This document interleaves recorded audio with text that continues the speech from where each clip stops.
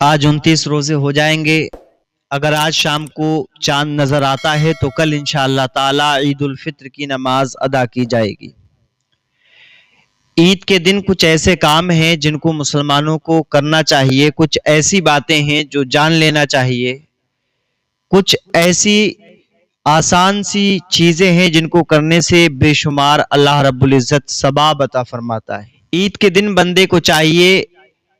کہ وہ نہا دھو کر پاک اور صاف نئے کپڑے اپنے جسم پر، اپنے تن پر ڈالے، اور اگر نئے کپڑے نہیں ہیں تو دھلے ہوئے کپڑے جو صاف اور ستھرے ہوں ان کو پہنے۔ اگر وہ بھی میسر نہ ہو تو پھر جو بھی ہو ایسا کپڑا جو تمام کپڑوں میں زیادہ بہتر ہے اس کپڑے کو پہنے۔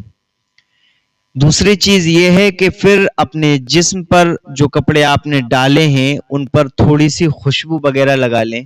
عید کے دن یہ کام آپ کے لیے بہت اچھا ہے اور ثواب کا ہے۔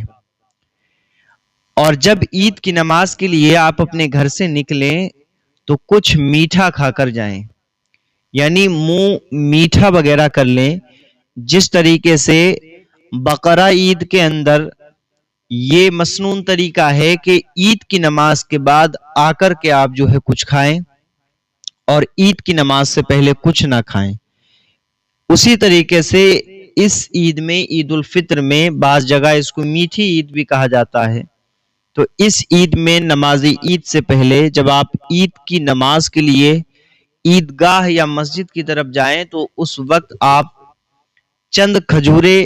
یا کسی اور چیز سے اپنے منہ کو میٹھا کر لیں اور پھر مسجد کے لیے روانہ ہو جائیں۔ تیسری چیز یہ کہ جب آپ مسجد کے لیے جائیں اور جاتے وقت آپ کو اللہ اکبر اللہ اکبر اس طریقے سے یہ تکبیریں آپ کو کہنی ہیں۔ بعض لوگ تکبیر تشریق کہنا جانتے ہیں، اگر وہ یاد ہے اس حساب سے تو کہہ لیں، ورنہ آپ جو ہے اللہ اکبر کی صدا نہ زیادہ تیز نہ زیادہ دھیرے آپ بولتے ہوئے جائیں،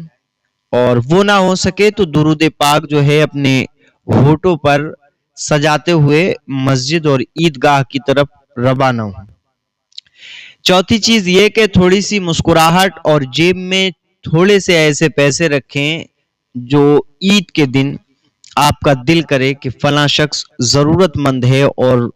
اس نے آپ سے سوال کیا ہے تو آپ اس کو نکال کر کے دے دیں۔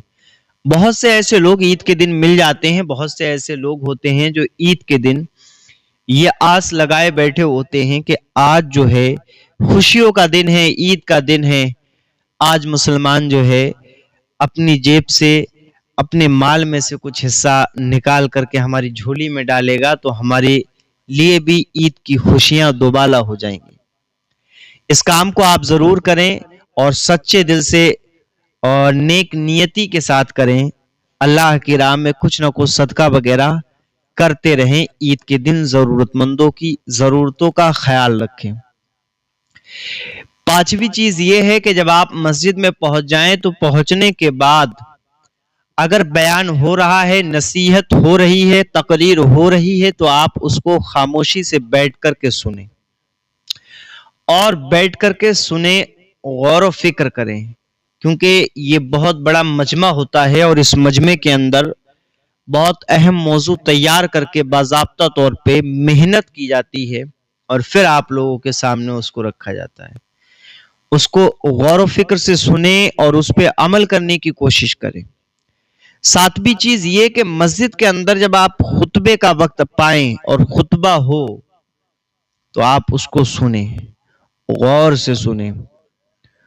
اور امام صاحب کے چہرے پر جو بھی نماز پڑھانے والے آپ کی مسجد کے امام ہوں یا عیدگاہ میں نماز پڑھانے والے امام ہوں، ان کے چہرے کو دیکھتے رہیں جہاں سے بھی آپ دیکھ پائیں، اور ان کی آواز کو کان لگا کر کے سنیں۔